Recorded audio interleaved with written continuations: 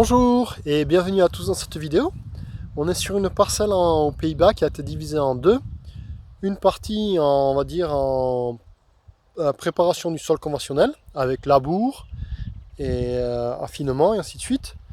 Et cette partie a même été binée cette année. Donc il y a un travail intensif du sol. Ici sur cette partie-là, on est sur du semi-direct sous couvert. Et voilà. On voit une claire différence entre les plantes, entre la partie de droite et la partie de gauche. Le maïs de droite a été semé le 18 avril, le maïs de gauche le 1er mai, donc on a 15 jours de différence. Ensuite, on a aussi ici une préparation intense du sol, un travail intense du sol qui libère de l'azote. Et ici, on a une gestion de l'azote qui fait qu'on stocke de l'azote dans le champ. En effet, on est en train d'augmenter le taux de matière organique. Et quand on augmente le taux de matière organique, eh bien, on bloque de l'azote, car chaque point de matière organique dans le sol bloque jusqu'à 2000 kg d'azote. Voilà.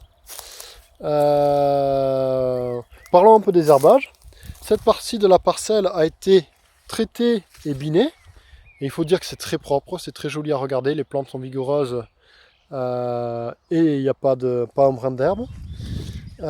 Ici, on a quelques mauvaises herbes. On a des poches de mauvaises herbes comme celle-là. Ça a été traité une fois, mais apparemment ça ne suffit pas pour réduire ces poches. Après, on a beaucoup moins d'herbes sur l'endroit, mais on a des poches. Peut-être que pour ces poches, il faudra traiter une deuxième fois. Ensuite, sur la partie de droite, la partie labourée, on a une culture très homogène. Ici, on a une culture un peu moins homogène. Vous pouvez voir que les rangs les 4 rangs de droite sont plus petits que les rangs sur la gauche, voire les 3 rangs de droite. Là, ça dépend de ce qu'on se situe dans la parcelle.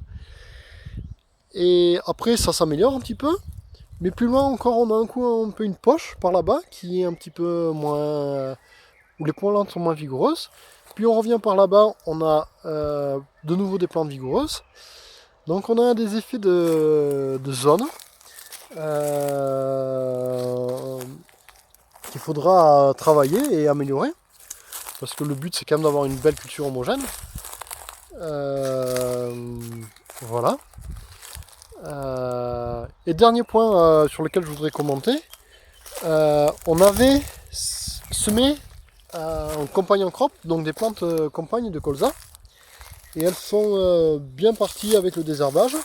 Il en reste ici un petit peu, il y a un tout petit peu de brin de verdure encore sur ces colzas, mais ils ont pris un bon coup, et j'imagine pas qu'ils puissent, à mes yeux ils sont en train de disparaître, et j'imagine pas qu'ils puissent, même s'il en reste un ou deux, ce qui est toujours possible, j'imagine pas qu'ils fassent du dégât au niveau des maïs, qu'ils fassent de la compétition avec les maïs.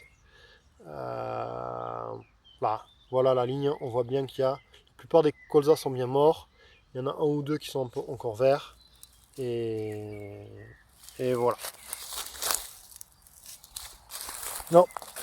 Voilà pour cette parcelle que l'on suit, qui a été divisée en deux. Merci à vous pour avoir regardé cette vidéo, et à bientôt, au revoir.